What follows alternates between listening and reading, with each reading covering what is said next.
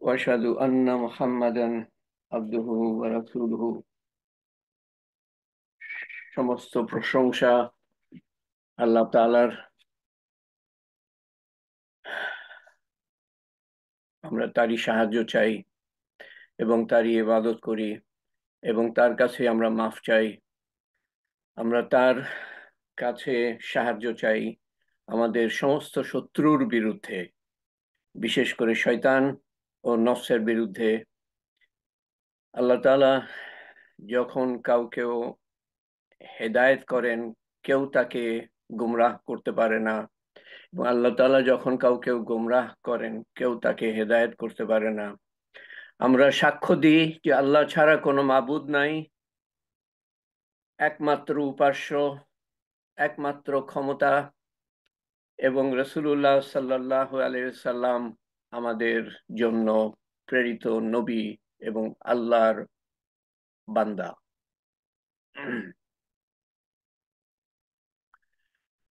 আলহামদুলিল্লাহ, আল্লাহ তাআলা আমাদেরকে সবচেয়ে বড় এলেম, এলেমের মধ্যে সবচেয়ে বড় এলেম, আল্লাহকে জানা, আল্লাহকে চেনার তৌফিক দিচ্ছেন, আরো গভীরভাবে আল্লাহকে চেনা। আমরা এর আগে আল্লাহ তাআলার বিভিন্ন গুণাবলী নিয়ে আলোচনা করেছি। সিফাত, 99টা সিফাত নিয়ে আলোচনা করেছি বিভিন্নভাবে, ওটা আমি পেশ করেছি আপনাদের কাছে, যাতে আপনাদের মনের মধ্যে বসে যায়। এবং তারপরে ভাবলাম যে আল্লাহ তাআলার একটা বিশেষ গুণাবলী, আল্লাহ তাআলা সৃষ্টিকর্তা, আল্লাহ তাআলা আহ, সঠিক সৃষ্টিকর্তা, আল্লাহ তাআলা আকৃতি দান করেন, আল্লাহ তাআলা মৃত্যু দান করেন, আল্লাহ তাআলা আবার পুনরুজ্জীবিত করবেন এবং সমবেত করবেন এবং হিসাব নিবেন এবং বিচার করবেন এবং পুরস্কার দিবেন এবং শাস্তি দিবেন। এর মধ্যে কিছু কথা বললাম যেগুলা বর্তমানের জন্য। আল্লাহ তাআলা যে সৃষ্টিকর্তা, সঠিক সৃষ্টিকর্তা, আকৃতি সৃষ্টিকর্তা, নমুনা ছাড়াই সৃষ্টিকর্তা, এগুলো আল্লাহ তাআলা করে ফেলেছেন। আর কিছু আছে যেগুলা ভবিষ্যতে করবেন। জীবন দান দিয়েছেন আল্লাহ তাআলা, এরপরে যে মৃত্যু দিবেন, দিচ্ছেন, চোখের সামনেই দিচ্ছেন, আবার পুনরুত্থান করবেন, এটা হতে বাকি আছে। সমবেত করবেন, হতে বাকি আছে। হিসাব নিবেন, হতে বাকি আছে। ন্যায় বিচার করবেন, হতে বাকি আছে। পুরস্কার দিবেন, হতে বাকি আছে। শাস্তি দিবেন, হতে বাকি আছে। তো কিছু হতে বাকি আছে, কিছু যা হয়েছে ওনার সৃষ্টি, সেটার সম্বন্ধে আলোচনা করছি। পৃথিবীকে ঘিরে তার সৃষ্টির বৈচিত্র্য, সৃষ্টির সৌন্দর্য, সৃষ্টির নিপুণতা, সৃষ্টির কৌশল, জটিলতা ইত্যাদি নিয়ে আজকে 9 নম্বর হালকা। গতবার জন্তু জানোয়ার সম্বন্ধে আলোচনা করছিলাম। খুব সংক্ষেপে বলে নিই কি আলোচনা করেছি আমরা। প্রত্যেকটা জন্তু আলাদা। একটা বাঘ আরেকটা বাঘ থেকে আলাদা, একটা সিংহ আরেকটা সিংহ থেকে আলাদা, একটা পোকামাকড় আরেকটা পোকামাকড়, একটা পিঁপড়ে আরেকটা পিঁপড়ে আর সমস্ত পিঁপড়ে থেকে আলাদা,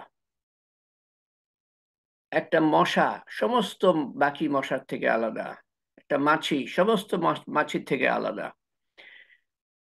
তারপরে বলেছিলাম যে আগস্ট 2024 পর্যন্ত 15 লাখেরও বেশি প্রাণীর প্রজাতি তালিকাভুক্ত করা হয়েছে, লিস্ট তৈরি করেছেন বৈজ্ঞানিকরা।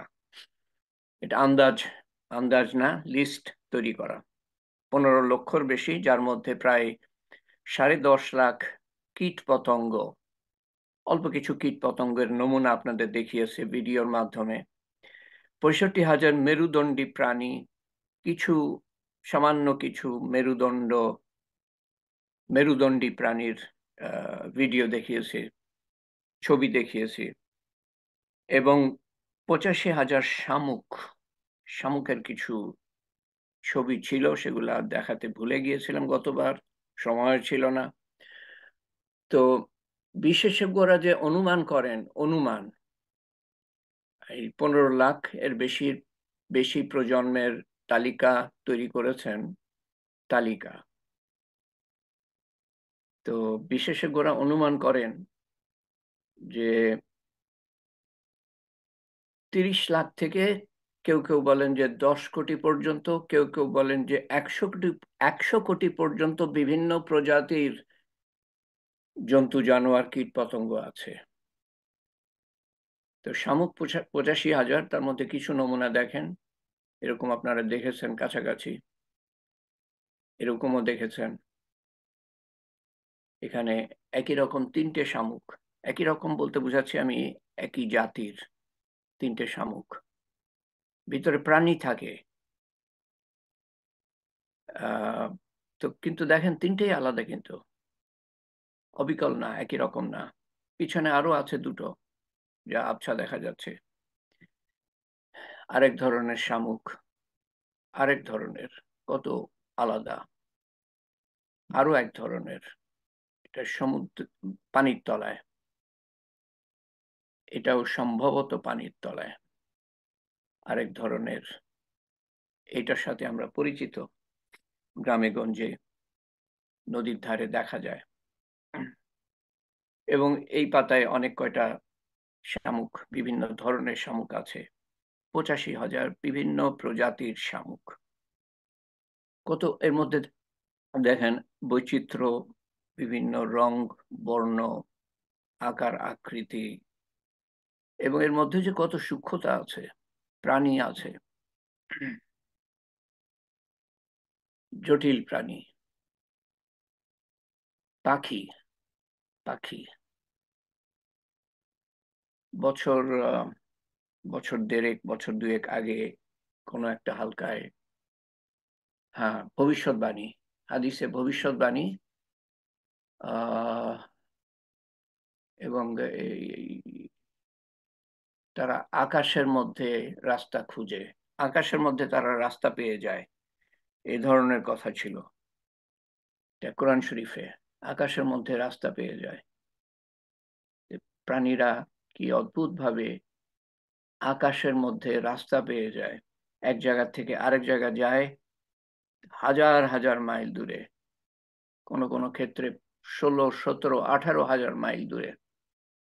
তারা চলে যায় বছরের পর বছর, আবার ফিরে আসে, আবার চলে যায়। আকাশের মধ্যে কোনো রাস্তা নাই, পথ নাই, ঘাট নাই, তাদের কাছে কোনো জিপিএস নাই, তারা ঠিকই পৌঁছে যাচ্ছে প্রত্যেক বছরই। আর আমরা একটা জায়গায় গেলে, পরের বার যেতে গেলে খুঁজে পাই না। কি অদ্ভুত সূক্ষ্ম একটা প্রাণী এই পাখিরা। এবং প্রত্যেকটা, পিঁপড়ের বেলায় কত কিছু বলার আছে, মৌমাছির বেলায় কত কিছু বলার আছে, প্রজাপতির বেলায় কত কিছু বলার আছে, প্রত্যেকটার বেলায় কত কিছু বলার আছে। তো পাখিদের বেলাও তাই। সব চড়ুই পাখি একই রকম মনে হয়, একই রকম না। দেখেন কয়েকটা চড়ুই পাখির ছবি আপনাদের সামনে তুলে ধরছি, এগুলোর সাথে আমরা অত্যন্ত পরিচিত। এটা একরকম, এক রঙের, এটা আরেক রঙের, কিন্তু চড়ুইয়ের প্রজাতি, এটা আরেক আরেক রকম, আরেক প্রজাতির, আরেক রঙের, এটা আবার আরেক রঙের, অন্য রঙের, আলাদা রঙের, আলাদা রঙের। কাক, একটা কাক অন্য সব কাকের, কোনো কাকের মতোই না, প্রত্যেকটা কাকই আলাদা। এখানে হয়তো দেখতে আমাদের, দেখে বুঝতে আমাদের জন্য কষ্টকর, কিন্তু প্রত্যেকটা কাক আলাদা অন্য কাকের থেকে। কালো, বলবেন সব কালো, কিন্তু কালোর মধ্যেই যে বিভিন্ন শেড, শেড বলে, হ্যাঁ, একটু বেশি কালো, আরেকটু বেশি কালো, আরেকটু বেশি কালো। এবং একটা কাকই কিন্তু তার সমস্ত শরীরে একই রকম কালো না। মাথাটা খেয়াল করেন, চোখের কাছে বেশি কুচকুচে কালো, কিন্তু লেজের দিকে এত কুচকুচ, আরো হালকা কালো। আরেক ধরনের কাক, ইয়েও আপনি দেখেন কি বলে, আগেরটার যে ঠোঁট, আর এটার ঠোঁট বলে না কি বলে, একটু নীলচে কালোর মধ্যে। এবং দেখেন কত বর্ণের আহ, বিভেদ আছে এর মধ্যে, ভ্যারাইটি, কালো এবং হালকা ছাই রং, এই দুটোর কত ভ্যারাইটি এর মধ্যে। এটা দেখে মনে হয় বিদেশি, এবং আসলে বিদেশি, আমেরিকান, আমেরিকান কাক। এবং কেমন চকচকে এবং কত দ্রুত যেতে পারে বলে মনে হচ্ছে। তো পাখির প্রজাতি, আমি 1976 সাল, 48 বছর আগে আমি প্রথম এটা এই সংখ্যার সম্বন্ধে প্রথম আমি আহ, অনুসরণ করতে শুরু করি, যে এই পাখি কত প্রজাতির আছে, জন্তু জানোয়ার কত প্রজাতির আছে, মাছ কত প্রজাতির, তারপরে গাছপালা কত প্রজাতির, এই বড় বড় আল্লাহর সৃষ্টি, এগুলোর সম্বন্ধে আমি অনুসরণ করতে শুরু করি 1976 সালে। তখন আমি যেখানে থাকতাম, আমার ভাইয়ের বাসায় কিছুদিন ছিলাম 76 সালে, মাস 8 ওখানে ওনার বাসায় একটা এনসাইক্লোপিডিয়া বলে, আহ 25টা না 26টা মোটা মোটা বই, তার মধ্যে এ থেকে জেড পর্যন্ত প্রত্যেক বিষয়ের উপরে লেখা থাকতো, এর উপরে হয়তো একটা বা দুটো বই এরকম। তো সেখানে পাখি সম্বন্ধে বা বিভিন্ন বিভিন্ন আল্লাহর সৃষ্টি সম্বন্ধে যখন যখন জানার চেষ্টা করি, তখন আমি প্রথম দেখেছিলাম, আমার মনে আছে, 8500 বিভিন্ন প্রজাতির পাখি 48 বছর আগে, যা বৈজ্ঞানিকরা লিপিবদ্ধ করেছিলেন। 8500, সেই সংখ্যাটা পরে এক সময় দেখি 10,000, তারপরে বাড়তে বাড়তে এখন 18 থেকে 22 হাজার প্রজাতির পাখি, যা বৈজ্ঞানিকরা তালিকাভুক্ত করেছেন। তার মানে গত 48 বছরে 14,000 যোগ করা হয়েছে, প্রায় 14,000। দেশান্তরে ওরা পাখি 16,000 মাইল, 18,000 মাইল পর্যন্ত ভ্রমণ করতে পারে, কোন কোন ক্ষেত্রে একটানা পুরা প্রশান্ত মহাসাগরের উপর দিয়ে চলে যায়। তো প্রশান্ত মহাসাগরের উপর দিয়ে আপনি যদি যান, তো কোথায় জমি, হয়তো মধ্যে মধ্যে কোথাও দ্বীপ আছে, সেখানে নামতে পারে, কিন্তু হাজার হাজার মাইল আছে যেখানে কোনো দ্বীপই নাই। তার মানে খাবার নাই, বিশ্রাম নাই, ক্লান্তির মধ্যে তারা উড়ে যাচ্ছে, ক্লান্তি নিয়ে হাজার হাজার মাইল। এবং ঠিক যেখানে যেতে চায়, গতবার যেখানে গিয়েছিল সেখানেই গিয়ে পৌঁছায়। ঝাঁকে লক্ষ লক্ষ পাখি, এক এক ঝাঁকে, এবং এক এক প্রজাতির পাখি এক এক এক জায়গা থেকে অন্য জায়গায় যায়। শীত প্রধান, সেখানে যখন শীত পড়ে যায় তখন যেখানে গরম সেখানে চলে যায়, এবং খাবারও থাকতে হবে। এবং আল্লাহ তাআলা সেই এলেমটা তাদেরকে দিয়েছেন, সেই দিক নির্দেশনা, কিভাবে যেতে হবে, কখন যেতে হবে। আমরা তো অনেক সময় মনে রাখতে পারি না যে আজকে কি বার, কত তারিখ, মনে রাখতে পারি না আমরা। কিন্তু তারা ঠিক ওই একই দিনে প্রত্যেক বছর একই জায়গা থেকে আহ তারা উঠতে শুরু করে, তাদের ভ্রমণ শুরু করে। এবং তা কম নিদেন পক্ষে হলেও কয়েক হাজার মাইল, আর বেশি পক্ষে হলে 16 থেকে 18 হাজার মাইল। এই পাখি এত হাজার হাজার মাইল কিভাবে ওড়ে? এবং বৈজ্ঞানিকরা এদের নিয়ে গবেষণা করে, কিন্তু তারা এই জিনিসটা অনুধাবন করতে পারে না যে এটা আল্লাহ তাআলার দেয়া এলহাম। নবীরা পায়, আহ ওহী নাজিল হয় নবীদের উপরে, জন্তু জানোয়ার এর উপরে এলহাম নাজিল হয়, তার মাধ্যমে আল্লাহ তাআলা তাদের দ্বারা অদ্ভুত অদ্ভুত কাজ করান। সেটা আরেক দিনের বিষয়। কিছু পাখি 11,000, আচ্ছা আমি এখানে মাইল বলেছি, এটা কিলোমিটারে হবে। আপনারা এটা 1.6 দিয়ে গুণ করবেন, 16,696, প্রায় প্রায় 25,000, 25,000 কিলোমিটার, 25,000 কিলোমিটার তারা উড়ে চলে যায় এক জায়গা থেকে আরেক জায়গা। কিছু পাখি 11 কিলোমিটার পর্যন্ত উচ্চতায় উঠতে পারে।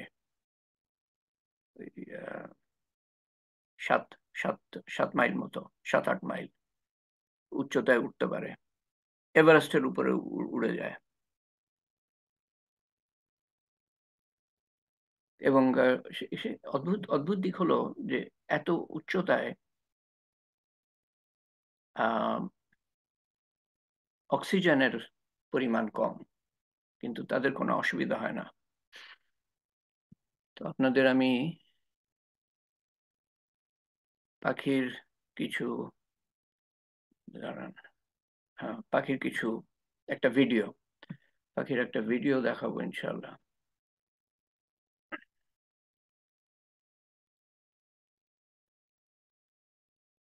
ভিডিওটা অনেক দীর্ঘ। এটা তো মাছ, এটা না, কি হলো?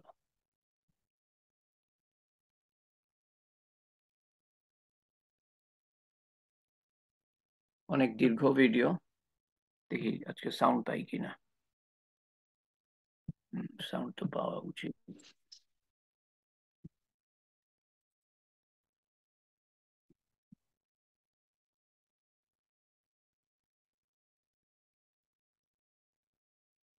চড়ুইয়ের মতো দেখতে, বেশিরভাগই আমি নাম বলতে পারবো না।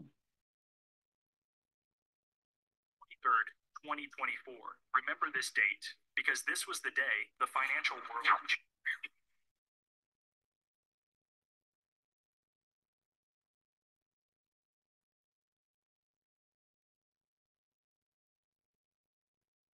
পাখির খাবার,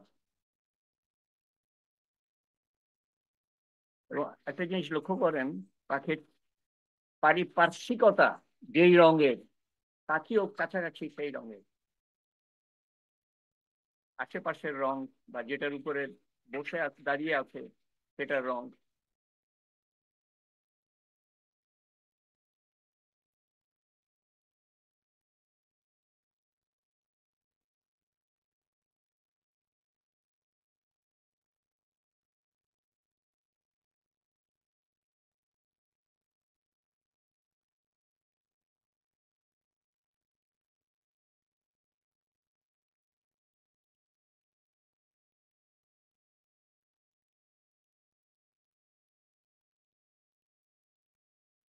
পাখির রং দেখেন, আশেপাশের রং দেখেন,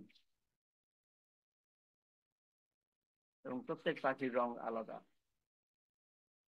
এবং এত অদ্ভুত সুন্দর রং একজন সৃষ্টিকর্তা না থাকলে এরকম রং হতে পারে না, অটোমেটিক্যালি নিজের থেকে হতে পারে না।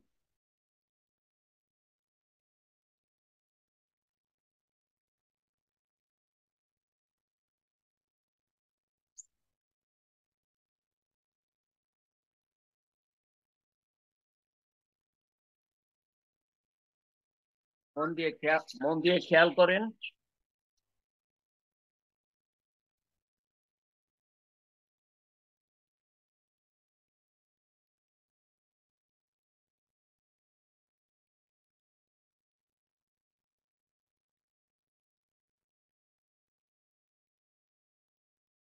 এই জিনিসটার উপর দাঁড়িয়ে সেটার রং দেখেন আর পাখির রং দেখেন।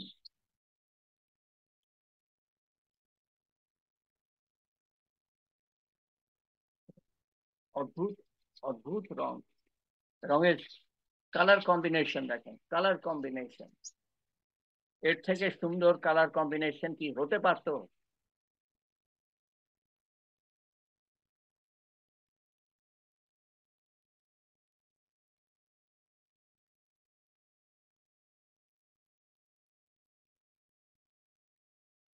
সাদা দেখেন, কত ধরনের, মানে সাদার শেড দেখেন, সাদা নিচের দিকে সাদা দেখেন, আর উপরের দিকে সাদা দেখেন। উপরটা যদি ছাই রং হয় বা যেই রঙই হয়, একই রকম না, পুরাটা একই রকম রং না।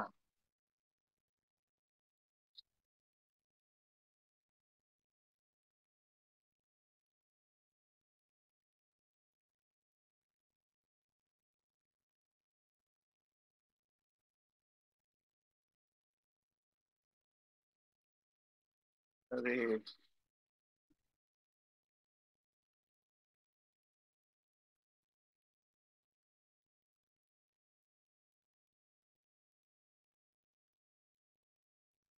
কোত্থেকে এই রংগুলো আসলো? আল্লাহ তাআলা যদি এদেরকে রাঙ্গিয়ে না দেন, রাঙ্গিয়ে, কোত্থেকে রং আসলো?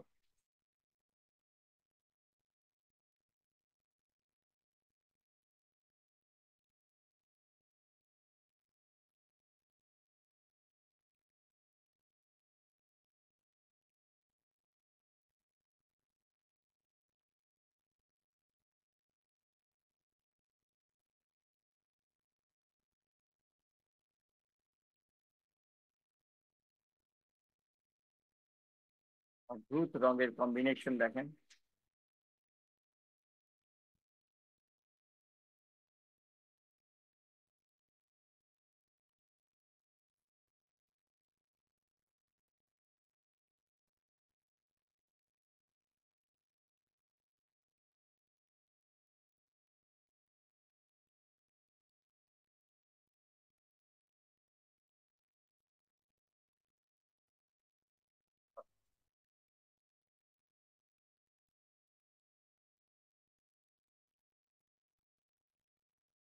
এটাও চিন্তা করেন যে পাখিগুলো ওড়ে কি করে,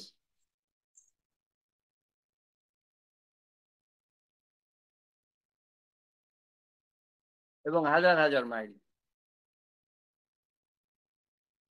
ও আল্লাহ, দুটো একসাথে।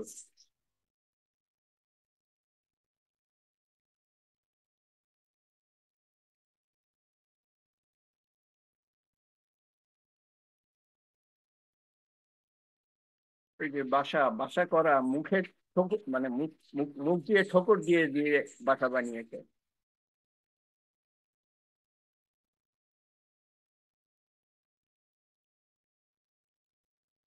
এই পাখিটা, এই জাতির, এই প্রজাতির পাখির সবার থেকে আলাদা, এবং প্রত্যেকটা পাখি আলাদা।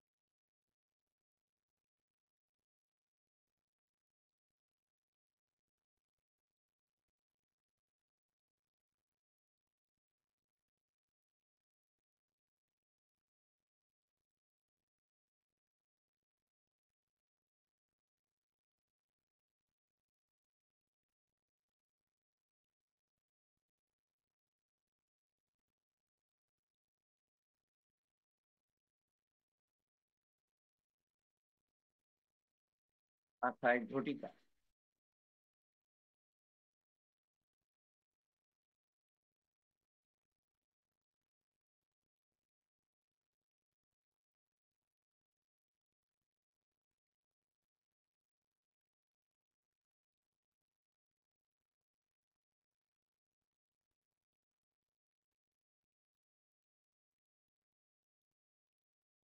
ওই আল্লাহ, কালার কম্বিনেশন। এবং আরেকটা জিনিস চিন্তা করেন, সেটা হলো যে যারা ভিডিও উঠাচ্ছে তারা এক জায়গায় কিন্তু ক্যামেরা নিয়ে বসে থাকে, নিয়ে কখন যে পাখি আসে সেই জায়গায় তারা অপেক্ষা করতে থাকে।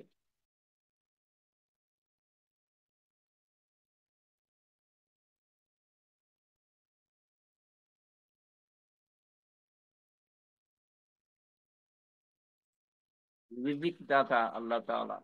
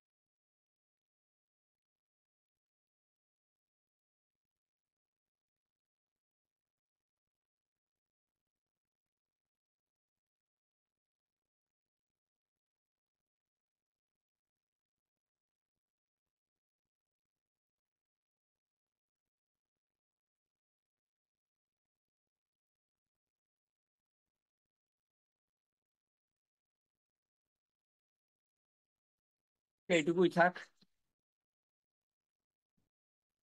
4 ঘন্টার ভিডিও, তার মাত্র সামান্য কিছু আমি দেখালাম।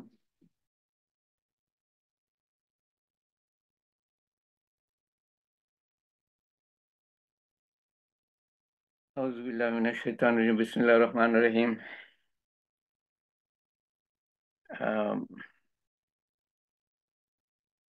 তো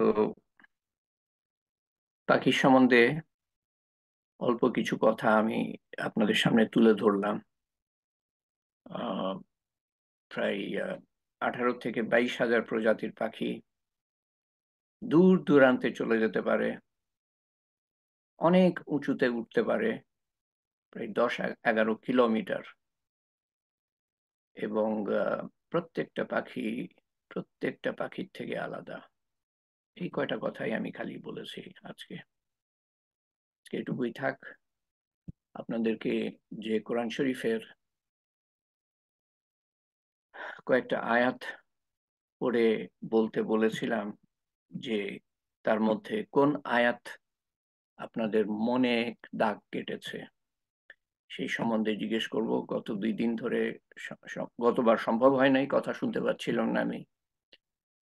আজকে আপনারা আনমিউট করে বলতে পারেন কোরআন শরীফের আয়াত, আল্লাহর আযাব সম্বন্ধে, বিপদ আপদ সম্বন্ধে কিছু আয়াত ছিল, প্রায় 10টার মতো আয়াত। তার থেকে পড়ে আমি সবার সামনে শেয়ার করতে বলেছিলাম যে কোন আয়াত বা আয়াতের অংশ আপনার মনে দাগ কেটেছে। তারপরে আজকে আমাদের বিশেষ দোয়া আছে, কোরআন খতমের দোয়া। কোরআন শরীফ খতম করার পরে দোয়া করলে সেটা কবুল হয়, এটা একটা দোয়া কবুলের সুযোগ।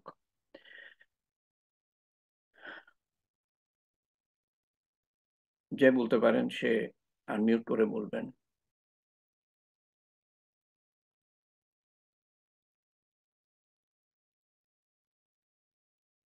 অন্যরা আনমিউট করবেন না। দুর্যোগের উপরে আয়াতগুলা,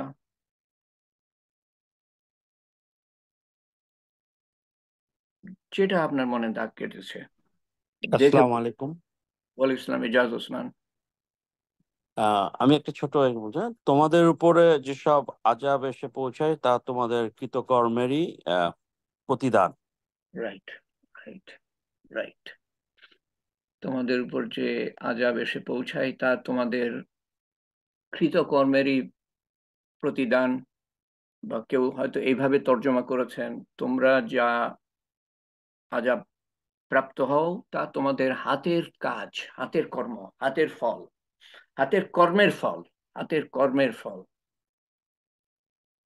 বিশ্বাস করেন, এই একটা আয়াতই যদি আমাদের মনের মধ্যে বসে যায় না, তো এটাই যথেষ্ট।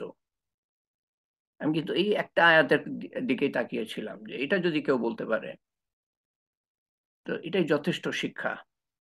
তারপরেও আমি সুযোগ দিব, এরপরে যদি আর কেউ, বা একই আয়াত, হ্যাঁ আমার এই আয়াতটাই মনের মধ্যে বসেছে, এটাও বলতে পারেন, বা না অন্য একটা আয়াত বা আয়াতের অংশ। আসসালামু আলাইকুম। ওয়ালাইকুম সালাম। সূরা বনী ইসরাঈলের 59 নম্বর আয়াতে বলা হয়েছে যে আমি তোমাদের ভয় প্রদর্শনের জন্য কিছু নিদর্শন পাঠাই। কিছু নিদর্শন পাঠাই তোমাদের শিক্ষার জন্য। আর এখানে খুব সম্ভব আল্লাহ তাআলা বলছেন তোমাদের উপরে যে আযাব আসে এটা হলো নিদর্শন বা প্রমাণ স্বরূপ, যে ভালোর বদলা ভালো, খারাপের বদলা খারাপ। আর কেউ?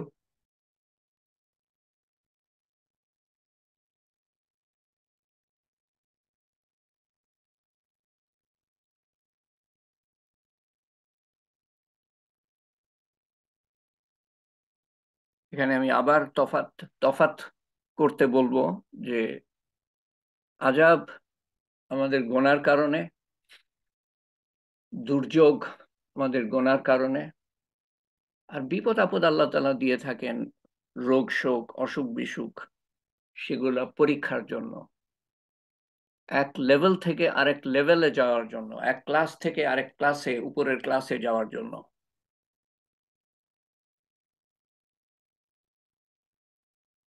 তো সবচেয়ে নিম্ন শ্রেণীর বেহেশত আছে, সেটাই আমরা কল্পনা করতে পারি না, সেটারই বর্ণনা দিতে পারবো না যদি আমাদের দেখানো হয় না। তারপর যদি বলা হয় যে আচ্ছা এই যে বেহেশত দেখলা তুমি, সবচেয়ে নিম্নমানের, এটার বর্ণনা দাও দেখি, সেই বর্ণনাই মানুষ দিতে পারবে না, কারণ ভাষা নাই আমাদের। আমরা এই দুনিয়ার জিনিসেরই বর্ণনা দিতে পারি না। তাজমহল কিরকম দেখলেন আপনি বলেন, সেটারই বর্ণনা দিতে পারবে না, তো বেহেশতের বর্ণনা কি দিবে মানুষ? তো সবচেয়ে নিম্ন শ্রেণীর বেহেশত আছে, কিন্তু সেখানে যদি আমরা যাই আমাদের আফসোস থেকে যাবে, আরেকটু আমল কেন করলাম না, আরেকটু সুন্দরভাবে, আরো একটু আল্লাহর ইবাদত কেন করলাম না, আরো বেশি আল্লাহর হুকুম কেন মানলাম না, আরো বেশি বান্দার হক কেন আদায় করলাম না, ইত্যাদি ইত্যাদি, সেই আফসোসটা থেকে যাবে। হাদিসে আছে যে মানুষ বেহেশতে যাওয়ার পরে পৃথিবীর কোনো কিছুর জন্য, পৃথিবীর যা কিছু আছে, কারণ সবকিছুই বেহেশতে পৃথিবীর থেকে সুন্দর এবং কল্পনাতীত, তো পৃথিবীর কোনো কিছুর জন্য আফসোস করবে না মানুষ, সেই সময়ের জন্য আফসোস করবে। সময় এত মূল্যবান, সেই সময়ের জন্য আফসোস করবে যেই সময় সে কাটিয়েছে আল্লাহর স্মরণ ছাড়া, আল্লাহর হুকুম মানা ছাড়া। আপনি যখন নবীর সুন্নত মতো ঘুমান, তখন কিন্তু আল্লাহর জিকিরে আপনি আছেন। তখন নবীর সুন্নত মতো খান, আল্লাহর হুকুম হলো খাওয়া, আল্লাহ বলছেন খাও, তোমার জন্য যা কিছু আমি সৃষ্টি করেছি, সুন্দর সুন্দর জিনিস, এবং অনেক কিছুর নামও বলেছেন কোরআন শরীফে, যেগুলা নিয়ে আমরা এক সময় আলাপ করব। কোরআনে কোন কোন খাবারের উল্লেখ আছে এবং কোন হাদিসে কোন কোন খাবারের উল্লেখ আছে, সেগুলো নিয়ে এক সময় আমরা আলোচনা করব ইনশাআল্লাহ। তো খাবার হলো আল্লাহর হুকুম, খাও এটা আল্লাহর হুকুম, ঘুমাও আল্লাহর হুকুম,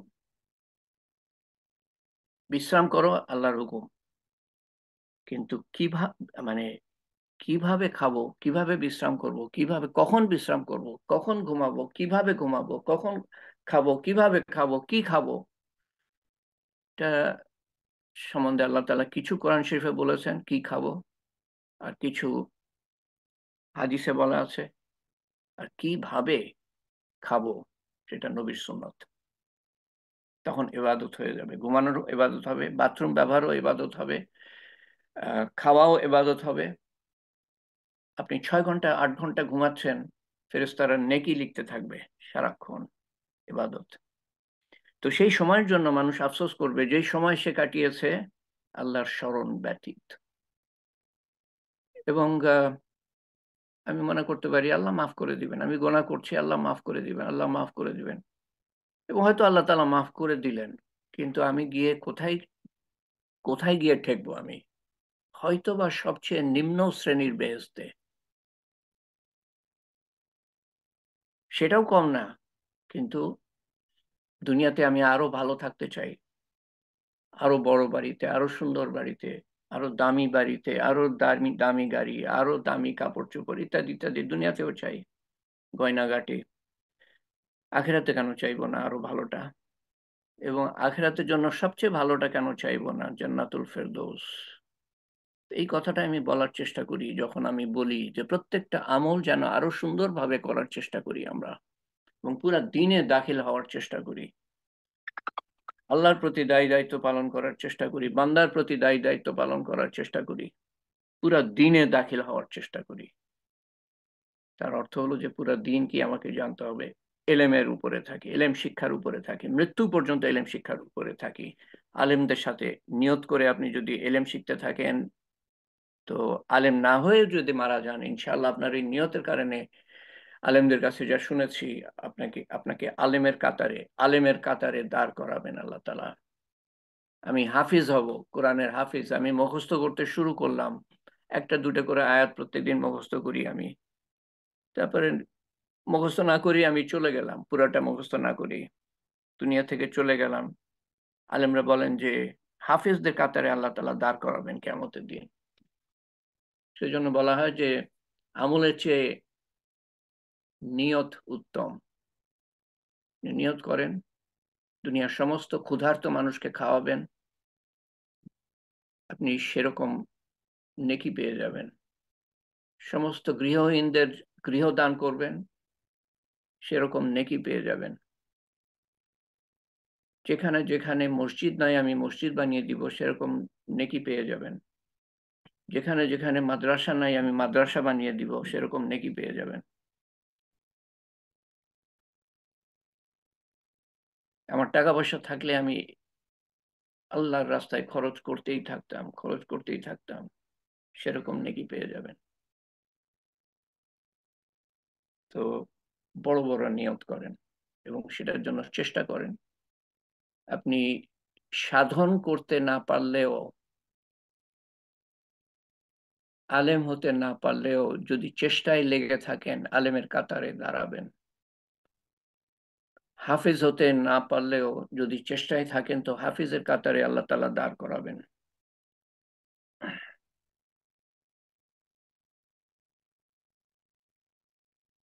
আর কেউ কিছু যোগ করতে চায় তো মনে? আসসালামু আমি আলাইকুম এক- স্যার। আচ্ছা, ওকে, বলেন জানান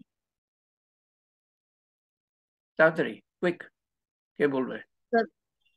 স্যার, সূরা আরাফের 96 নং আয়াতে আল্লাহ তাআলা আরেকটা গুরুত্বপূর্ণ কথা বলছেন যে উনি বলছেন যে সংক্ষেপে যদি সে সংক্ষেপে জন- সংক্ষেপে, স্ট্রেট টু দ্য পয়েন্ট। যদি ইমান আনতো পরহেজ করতো তাহলে আমি তাদের আসমান ও জমিন থেকে বরকত সমূহ উন্মুক্ত করে দিতাম। তারা মিথ্যা বলেছিল, তাই তাদের আমি গ্রেফতার করেছি।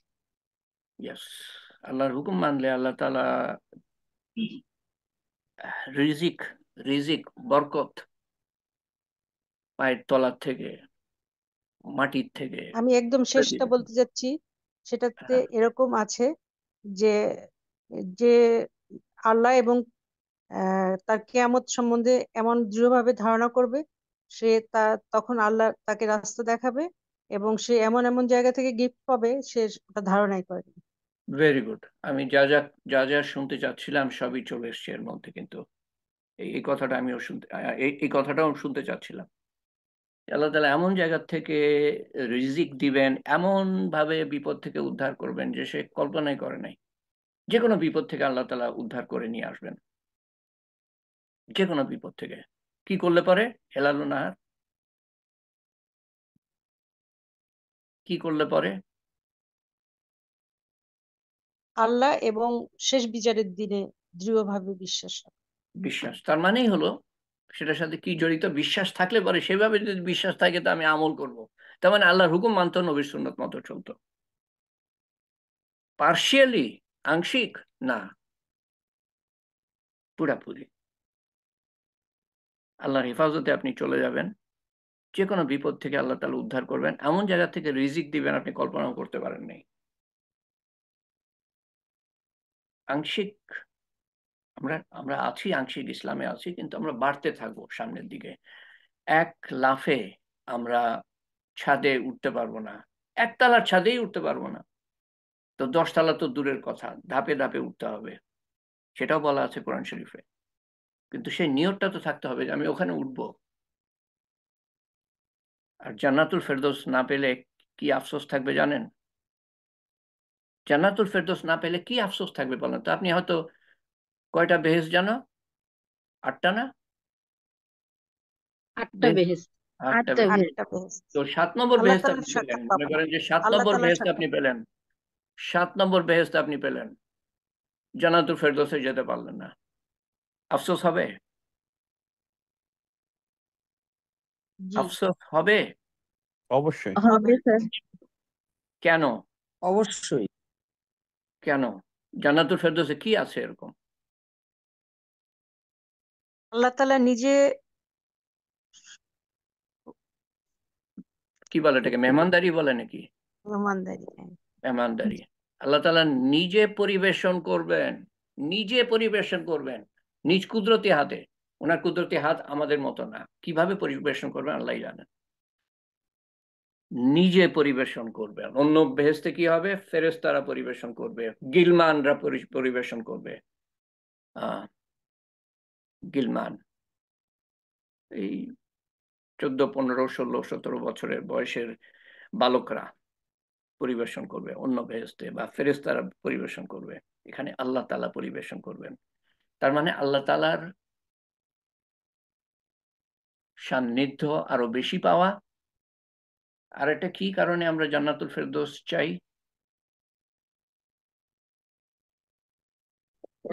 রাসূল সাল্লাল্লাহু আলাইহি ওয়াসাল্লাম বলেছেন, তোমরা যদি বেহেশত চাও তাহলে জান্নাতুল ফেরদৌসে চাও। হ্যাঁ, আল্লাহকে পাবো আর কাকে? রাসূলুল্লাহ সাল্লাল্লাহু আলাইহি সাল্লামের সাথে থাকতে। রাসূলুল্লাহ সাল্লাল্লাহু আলাইহি সাল্লামের সান্নিধ্যে।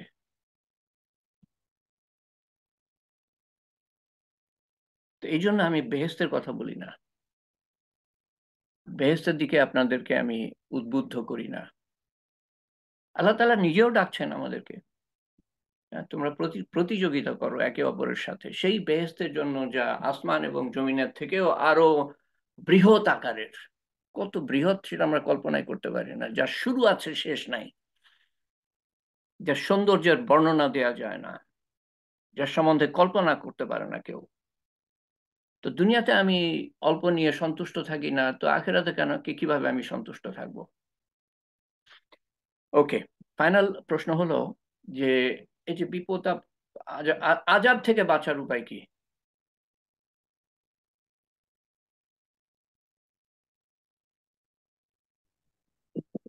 ঈমান আনতে হবে, আল্লাহর হুকুম মানতে হবে, রাসূল সাল্লাল্লাহু আলাইহি ওয়াসাল্লাম।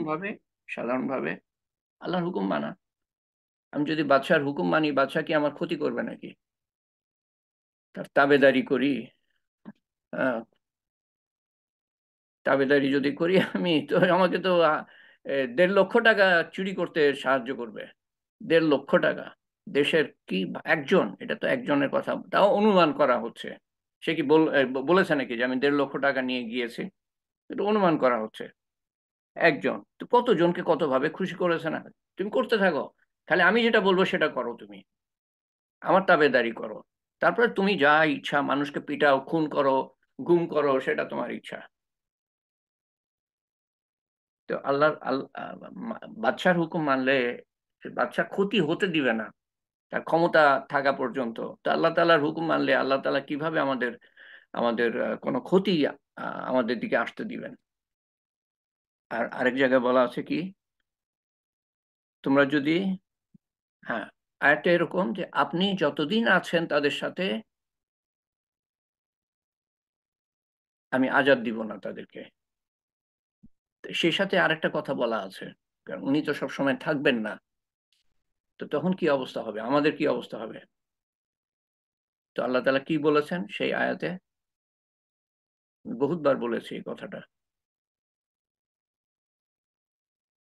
আল্লাহ নবী সাল্লাল্লাহু আলাইহি সাল্লাম যতদিন থাকবেন আল্লাহ তাআলা আযাব দিবেন না। আর এখন তো উনি নাই, 1450 বছর ধরে নাই। মানুষ কিভাবে বাঁচবে আযাব থেকে? গোনা তো হয়ে যাবে।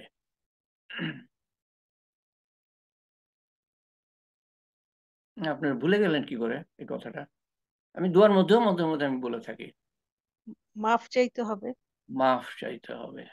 যতদিন তারা মাফ চাইবে ততদিন আমি তাদেরকে আযাব দিব না। আল্লাহ বলছেন কোরআন শরীফে, আল্লাহর কথা মিথ্যা হতে পারে না। যতদিন তারা মাফ চাইবে আমি ততদিন তাদেরকে আযাব দিব না। তার মানে কি দাঁড়ায়? যেখানে আযাব আসে কেন আসে?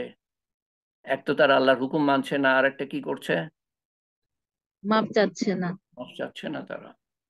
মাফ চাওয়া বলতে কিন্তু মাফ চাওয়া বোঝায় যে অনুতাপ আসতে হবে, অনুতাপ আসতে হবে। এবং না, প্রথমে তো বুঝতে হবে যে আমি অন্যায় করেছি একটা, এবং সেই সাথে অনুশোচনা, অনুতাপ আসতে হবে দ্বিতীয়ত। তৃতীয়ত আমি আর করব না সেই অঙ্গীকারটা করতে হবে। এই অঙ্গীকার করতে ভুলবেন, মানে ইয়ে করবেন না, মানে ধোকার মধ্যে পড়বেন না যে আমার তো দ্বারা তো আবার হয়ে যাবে, তো আবার কিভাবে আমি অঙ্গীকার করব কি করে, আমার দ্বারা তো আবার হয়ে যাবে, এটা হয়তো আবার হোক, অসুবিধা নেই। তারপরেও অঙ্গীকার করেন আন্তরিকভাবে এবং আল্লাহর কাছে সাহায্য চান, যাতে করে যেটা আপনি স্বভাববশত করে ফেলেন সেটা যেন আল্লাহ তাআলা তৌফিক দেন যে না করার তৌফিক দেন। এবং একটা সময় আসবে এভাবে মাফ চাইতে চাইতে, অনুতাপ করতে করতে, অঙ্গীকার করতে করতে একসময় আল্লাহ তাআলা আপনাকে পুরা মজবুত থাকার তৌফিক দিবেন সহজ সরল পথে, যেই পথ জান্নাতুল ফেরদৌসের দিকে গিয়েছে প্রত্যেকবার। তো এই হলো আমার জানা মতে আযাব থেকে বাঁচার, আল্লাহর হুকুম মানা, এবং তারপরে কিছু হয়ে গেলে পরে মাফ চাওয়া। আর বিপদ আপদ থেকে যেগুলা ওই অসুখ বিসুখ মানে এমনি যে বিপদ আপদ আসে, এগুলা থেকে বাঁচার কি উপায়? দু একটা দোয়া তসবি বলেন তো দেখি। আল্লাহ তালা এমনিতে বিপদ আপদ দিবেন, ওগুলা যাতে সহজ হয়ে যায় আমাদের জন্য। এবং এটা মনে রাখবেন যে বিপদ 41 আপদ বার সূরা একটু ফাতিহা। একটু বিপদ আপদ সহ্য করা ছাড়া উঁচু দরজা আমরা পাবো না। হ্যাঁ, এমনকি বলা আছে যে কিছু শ্রেণীর বেহেশত এত ঝলমলে, সেগুলা পাওয়ার যোগ্য মানুষ হবে না কলেমা, নামাজ, রোজা, হজ, জাকাতের দ্বারা। এত উঁচু, এত ঝলমলে। সেগুলার উপযোগী হওয়ার জন্য আল্লাহ তাআলা কিছু মানুষকে বিপদ আপদ দিবেন এবং তাদেরকে ধৈর্য ধারণ করার ক্ষমতা দিবেন, এবং তারা প্রত্যেক মুহূর্তে ধৈর্য ধারণ করবে এবং তাদের দরজা উঁচু হতে থাকবে। তো সেই সময় কি পড়া উচিত? কোরআন শরীফে কিন্তু একটা বলা আছে, কোনো বিপদ হলে কি পড়ো? ইন্না লিল্লাহি ওয়া ইন্না ইলাইহি রাজিউন। জি। কোরআন শরীফে এটা বলা আছে, এবং তারপরে কি বলা আছে? ধৈর্য ধারণ করো। তারপর কি বলা আছে? নামাজ এর সাহায্য নাও। এগুলো তো কোরআন শরীফে বলা আছে, ইন্না লিল্লাহি ওয়া ইন্না ইলাইহি রাজিউন, ধৈর্য ধারণ এবং নামাজ ও ধৈর্যের মাধ্যমে সাহায্য চাও। আর কি তসবিহ রাসূলুল্লাহ সাল্লাল্লাহু আলাইহি ওয়াসাল্লাম শিখে গিয়েছেন? হ্যাঁ, কি বলছিল হেলাল ও নাহার?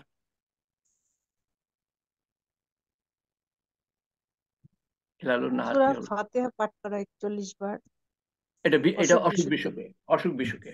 ইয়েস, ইয়েস, অসুখ বিসুখে সূরা ফাতিহা পড়ি আমরা।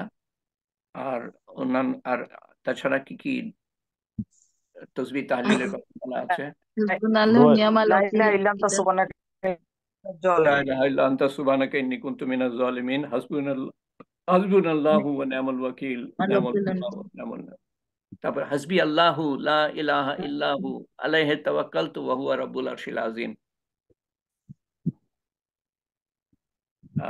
7 বার ফজরের পরে, 7 বার মাগরিবের পরে। হাসবি আল্লাহু লা ইলাহা ইল্লাহু আলাইহি তাওয়াক্কালতু ওয়া হুয়া রাব্বুল আরশিল আযীম। লা ইলাহা ইল্লা আনতা সুবহানাকা ইন্নী কুনতু মিনাজ জালিমিন। এটা সম্বন্ধে বলা আছে যে এটা পড়ে কেউ দোয়া করলে দোয়া কবুল হবে। আর বিপদ আপদের জন্য তো অবশ্যই আহ, এটা অত্যন্ত কার্যকর। দোয়া ইউনুস বলা হয়। ইউনুস আলাইহিস সালাম এমন বিপদে আল্লাহ তাআলা ওনাকে আযাব দিয়েছিলেন, কিন্তু আহ, উনি আল্লাহর ওনার জায়গা ছেড়ে উনি চলে গিয়েছেন। এই শহরে ওনার নবুয়ত, উনি তো সমস্ত সমস্ত মানুষের জন্য নবী ছিলেন না, একটা শহরের নবী ছিলেন, নিনেভা। সেই শহর থেকে অত্যাচার সহ্য করতে করতে করতে একসময় উনি ওখান থেকে পালিয়ে যান। তারপরে একটা নৌকা ধরে উঠলেন। তারপরে নৌকা চলে না। তারপরে সবাই ঠিক করলো যে আচ্ছা, তখন হয়তো এটাই প্রথা ছিল, যে আচ্ছা লটারি হবে, লটারির মধ্যে যার নাম আসবে তাকে আমরা ফেলে দিব, কারণ নৌকা তো চলছে না, আটকে গিয়েছে, পানি কম ওখানে। তো লটারি হলো, প্রথমবার ইউনুস আলাইহিস সালামের নাম উঠলো। ওনারা চিনতেন ওনাকে, যে না নবী, ওনাকে কেমন করে আমরা ফেলবো। দ্বিতীয়বার লটারি হলো, ওনার নাম আসলো। তৃতীয়বার লটারি হলো, ওনার নাম আসলো। ওনাকে ফেলা হলো, ওনাকে একটা তিমি মাছ খেয়ে ফেললো। মাছের পেটে উনি ছিলেন 40 দিন। কোনো আলেমরা বলেন যে 40 দিন। এবং ওই 40 দিনের মধ্যে কোনো বাতাস নাই, অন্ধকারের মধ্যে, পানির মধ্যে, মাছের পেটের মধ্যে আহ আল্লাহ তাআলা ওনাকে রক্ষা করেছিলেন। এবং লা ইলাহা ইল্লা আনতা সুবহানাকা ইন্নী কুনতু মিনাজ জালিমিন। হে আল্লাহ, তুমি ছাড়া কোনো মাবুদ নাই এবং আমি বড় বিপদের মধ্যে। লা ইলাহা ইল্লা আনতা সুবহানাকা ইন্নী কুনতু মিনাজ জালিমিন। হ্যাঁ, আমি বড় নিজের উপরে জুলুম করেছি, নিজের উপরে জুলুম করেছি। নিজের উপরে জুলুম করা যায়, তার মানে যখন গোনা করি আমরা, ওনার ওখান থেকে যাওয়া কোনো পারমিশনই ছিল না। যেখানে নবীকে রাখা হয়, যেমন মক্কার থেকে যখন রাসূলুল্লাহ সাল্লাল্লাহু আলাইহি ওয়াসাল্লাম মদিনায় যান, আল্লাহ তাআলা হুকুম দেন তারপরে যান। তো ইউনুস আলাইহিস সালাম কোনো হুকুম ছাড়াই ওখান থেকে বলতে গেলে পালিয়ে এসেছিলেন। তো এটার কারণে ওনাকে শাস্তি দেওয়া হয়। তো উনি এই দোয়াটা পড়ার জন্য। আমরা তো পড়ি, কোথায় বলা আছে যে 1,25,000 বার পড়তে হবে বা 75,000 বার পড়তে হবে, এরকম সংখ্যা দিয়ে আছে। এই সংখ্যা কোনো হাদিস থেকে আসে না, এটা মানুষ বানিয়ে নিয়েছে। উনি তো একবার হয়তো পড়েছেন বা দুবার পড়েছেন, আল্লাহ জানে কয়বার পড়েছেন। উনি তো আর এতবার পড়েন নাই, কিন্তু ওনাদের পড়া এত আন্তরিক যে ওটার বদলতে আল্লাহ তাআলা ওনাকে রক্ষা করেছেন। তো এটা আপনারা মনে রাখবেন, প্রত্যেকদিন পড়বেন। এটা সংখ্যা ঠিক করে নিবেন, আমি এতবার পড়বো, 25 বার পড়বো, 50 বার পড়বো, 100 বার পড়বো। আর আরেকটা আরেকটা কি বললো, কি বললা তুমি শাহনাজ, যেটা বললা হাসবুনাল্লাহ ওয়া নি'মাল ওয়াকিল, এটা পড়তে পারেন। স্যার একটা আছে যে ইয়া হাইয়্যু ইয়া কাইয়্যুম বিরাহমাতিকা আস্তাগীস। ইয়া হাইয়্যু এটা ইয়া কি? কাইয়্যুম বিরহমাতিকা আস্তাগীস। আরেকটা যেটা আপনারা বলছেন না, সেটা হলো যে লা হাওলা রাব্বানা ওয়ালা, আফরিক আলাইনা সাবরান। ওটা সবরের জন্য, সবরের জন্য, বিপদ আপদে সবরের প্রয়োজন পড়ে। আর এটা যেটা আপনারা বলছেন না কেন, আচ্ছা আর আর আমি আগাবো না, কারণ এমনি দেরি হয়ে গিয়েছে, আর কারো বলার দরকার নাই। আমি আরেকটা বলেই শেষ করি, তারপরে দোয়াতে যেতে হবে, আপনাদের দেরি হয়ে যাবে, এমনিতেই দেরি হয়ে গিয়েছে। তাহলে আমি সময় নিতে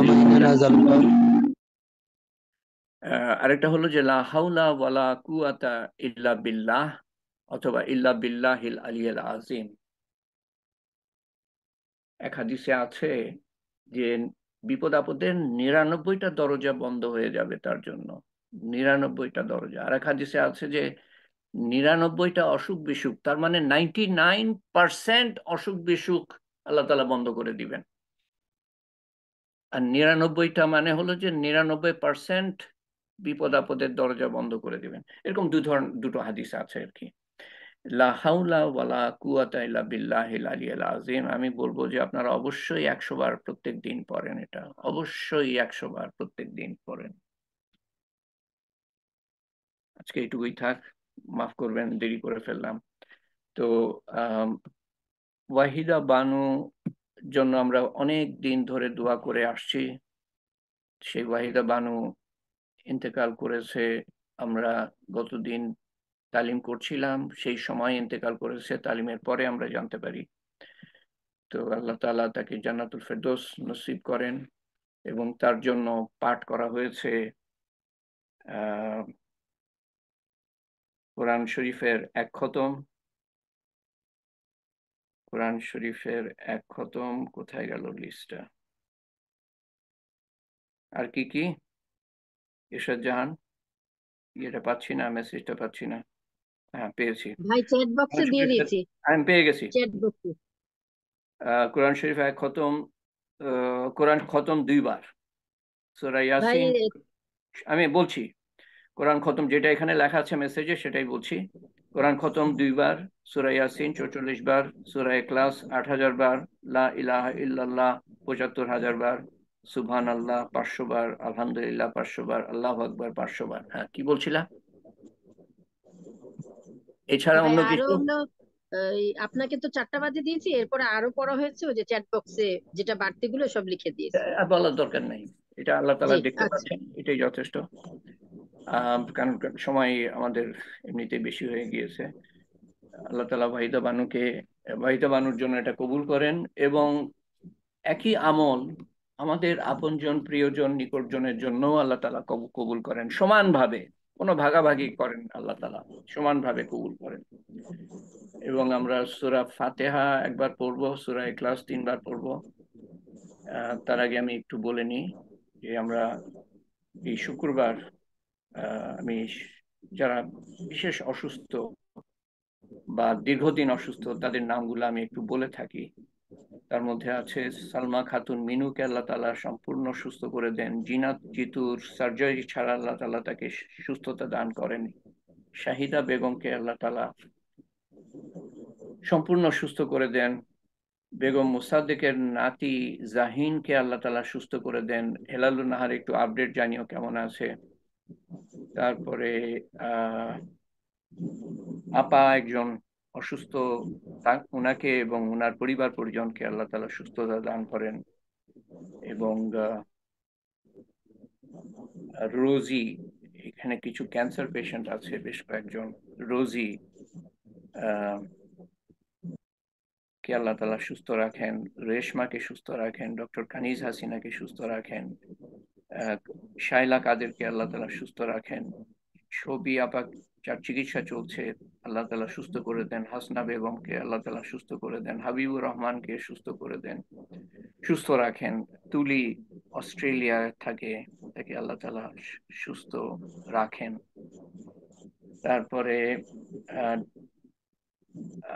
সালেহা বেগমকে আল্লাহ তাআলা সুস্থ করে দেন সম্পূর্ণ। এরা সব ক্যান্সার পেশেন্ট। তারপরে মাসিদুর রেজা ডায়ালিসিস পেশেন্ট, আল্লাহ তাআলা তাকে সুস্থ রাখেন। নাসিমা আক্তার বুলি, আল্লাহ তাআলা তাকে সুস্থ করে দেন, এরা ডায়ালিসিস পেশেন্ট। তারপর যারা গুরুতর অসুস্থ দীর্ঘদিন ধরে, তার মধ্যে আরিফিন আহমেদ, জনাব নাসির উদ্দিন আহমেদ, জনাব মোহাম্মদ এনামুল হক,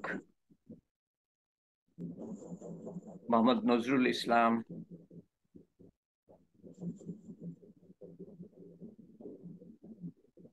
আসিফ কুরেশির বোন কেমন আছে আর জানালো না কেউ।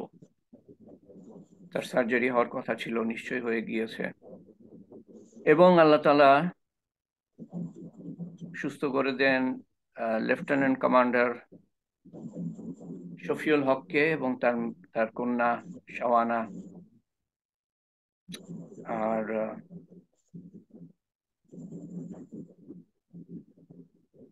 মনের আশা পূরণ করেন সাদিয়া আফরিনের, তাইতেনজির ভুঁইয়ার, শরীফুদ্দিন পিকুর।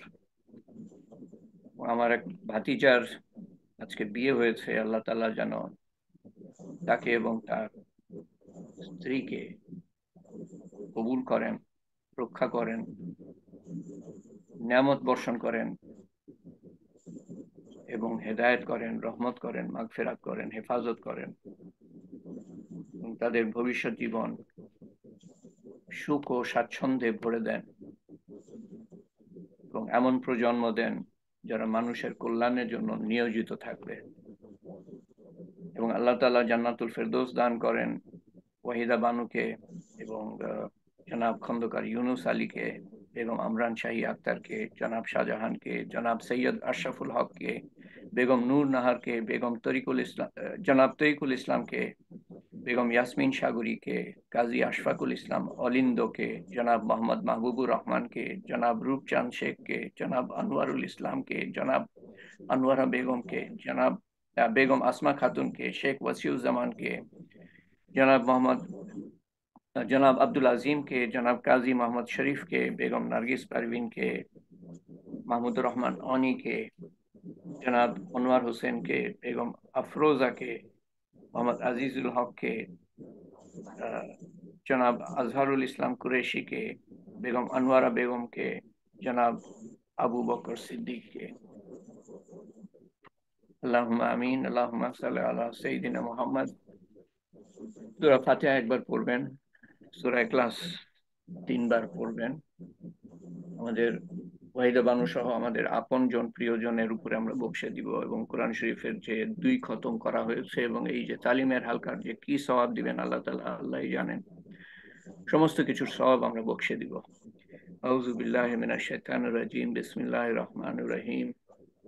আলহামদুলিল্লাহি রাব্বিল আলামিন আর রহমানির রহিম মালিকি ইয়াউমিদ্দিন ইয়্যাকা না'বুদু ওয়া ইয়্যাকা নাস্তাঈন ইহদিনাস সিরাতাল মুস্তাকিম সিরাতাল লাযীনা আন'আমতা আলাইহিম গায়রিল মাগদুবি আলাইহিম ওয়ালাদ-দাল্লিন। قل هو الله أحد الله الصمد لم يلد ولم يولد ولم يكن له كفوا أحد. بسم الله الرحمن الرحيم. قل هو الله أحد الله الصمد لم يلد ولم يولد ولم يكن له كفوا أحد. بسم الله الرحمن الرحيم. قل هو الله أحد الله الصمد لم يلد ولم يولد ولم يكن له كفوا أحد. اللهم آمين. اللهم দেখি আর কোনো মেসেজ আছে কিনা, আর কোনো চ্যাট বক্সে দরখাস্ত ওয়াহিদা বানু, তারপরে আর কোনো আরো অনেক কিছু পাঠ করা হয়েছে। আমার এক পরিচিত ভাবি রুমা রহমান ব্রেস্ট ক্যান্সারে আক্রান্ত। আপনার এবং সকলের উসিলায় মহান আল্লাহ তাআলার নিকট দোয়া প্রার্থী। রুমা রহমান একে আল্লাহ তাআলা সম্পূর্ণ সুস্থ করে দেন, সম্পূর্ণ সুস্থ করে দেন।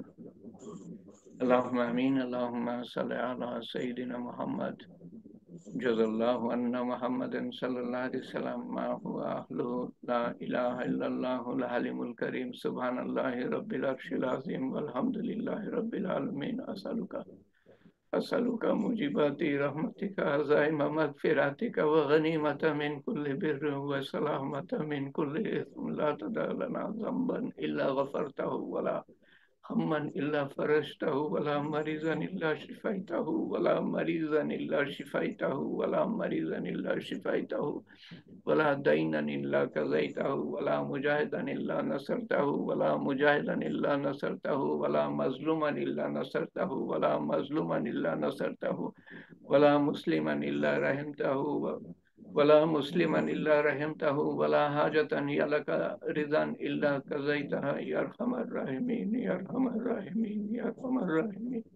اللهم أسألك من خير ما سألك منه نبيك محمد صلى الله عليه وسلم ونعوذ بك من شر ما استعاذك منه نبيك محمد صلى الله عليه وسلم. أنت المستعان وعليك البلاغ ولا حول ولا قوة إلا بالله العلي العظيم. ربنا آتنا في الدنيا حسنة وفي الآخرة حسنة وقنا عذاب النار وقنا عذاب الموت وقنا عذاب القبر وقنا عذاب الحشر وقنا عذاب الميزان وقنا عذاب البلصيرات وقنا عذاب المسيح الدجال يا أرحم الراحمين يا أرحم الراحمين يا أرحم الراحمين يا ذو الجلال والإكرام. ألف لام ميم لا إله إلا هو الحي القيوم لا إله إلا أنت سبحانك إنا كنا من الظالمين وإلهكم إله واحد لا إله إلا هو الرحمن الرحيم يا فاطر السماوات والأرض أنت ولي في الدنيا والآخرة.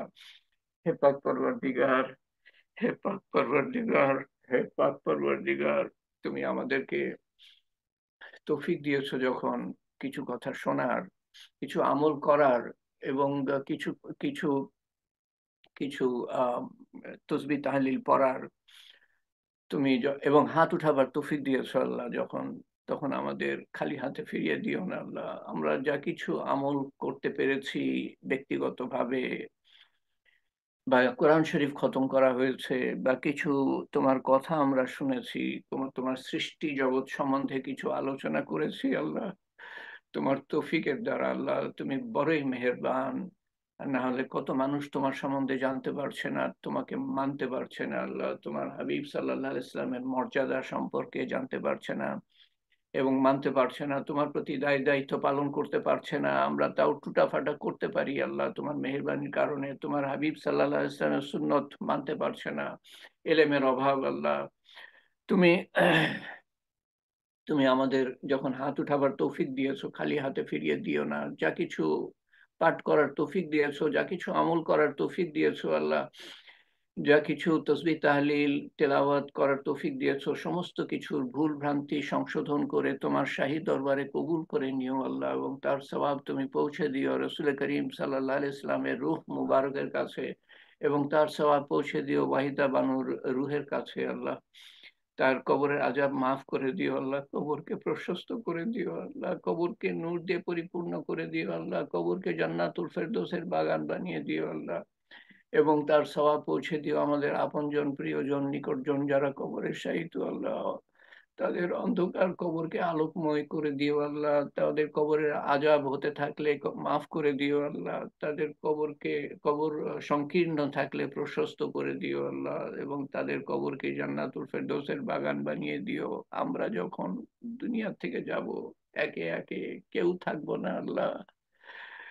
হে পাক পরওয়ারদিগার, আমাদের কবরকেও তুমি অনুরূপ বানিয়ে দিও আল্লাহ, জান্নাতুল ফেরদৌসের বাগান বানিয়ে দিও আল্লাহ, তোমার সর্বোত্তম ব্যবহার দেখিও। এবং আমরা যখন আপনজন, প্রিয়জন সহ কিয়ামতের দিন উঠবো আল্লাহ, কোনো ছায়া থাকবে না, তোমার আরশের ছায়ায় ঠাঁই দিও আল্লাহ সেই কঠিন দিনে, এবং আমাদের হিসাব সহজ করে দিয়ে আমলনামার ডান হাতে দিও, এবং যখন দাঁড়িপাল্লা বসানো হবে আমাদের নেকির পাল্লা ভারী করে দিও, যখন পুলসিরাত পাড়ি দিতে হবে আপনজন প্রিয়জন সহ আমাদেরকে চোখের পলকে পুলসিরাত পার করিয়ে দিও আল্লাহ, এবং বিনা হিসাবে জান্নাতুল ফেরদৌসে দাখিল করো, এবং পৃথিবীর জীবনে সেই পথে প্রতিষ্ঠিত রেখো যেই পথ জান্নাতুল ফেরদৌসে গিয়ে ঠেকেছে আল্লাহ।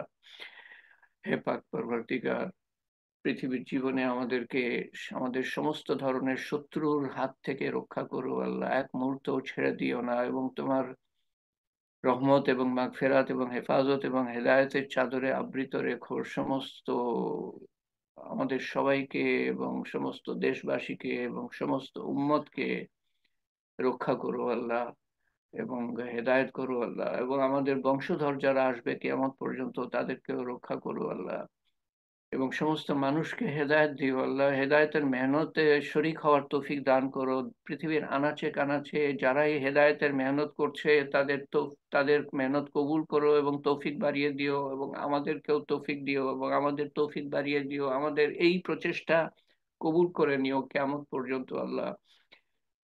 সমস্ত মানুষকে হেদায়েত দিও আল্লাহ, যাদের কপালে হেদায়েত নাই তারা আমাদের ধ্বংস করার আগে তাদেরকে ধ্বংস করে দিও আল্লাহ।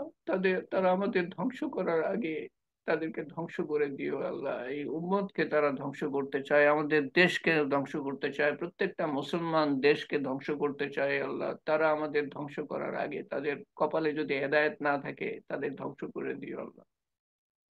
পরবর্তীকার, তুমি আমাদের মনের নেক হাজত পুরা করে দিও আল্লাহ। যদি তা দুনিয়ার জন্য মঙ্গলজনক হয়, এবং মঙ্গলজনক যদি না হয় তার বদলা আখেরাতে দিও। আখেরাতের জন্য আমরা যা কিছু চাই তার থেকে বেশি দিও আল্লাহ। তোমার শান মতো দিও আল্লাহ, এবং তোমার শান মতো আমাদের হেফাজত করো আল্লাহ। আমাদের বিপদ আপদ দূর করে দিও, দেশের বিপদ আপদ দূর করে দিও, উম্মতের বিপদ আপদ দূর করে দিও, আমাদের আপনজন প্রিয়জনদের বিপদ আপদ দূর করে দিও, আমাদের অসুস্থতা দূর করে দিও, আমাদের আপনজন প্রিয়জনদের অসুস্থতা দূর করে দিও, আমাদের অন্তরে যে নেক হাজত আছে তা তুমি পুরা করে দিও আল্লাহ। হে পাক পরবর্তীগার, তোমার হাবিব সাল্লাল্লাহু আলাইহি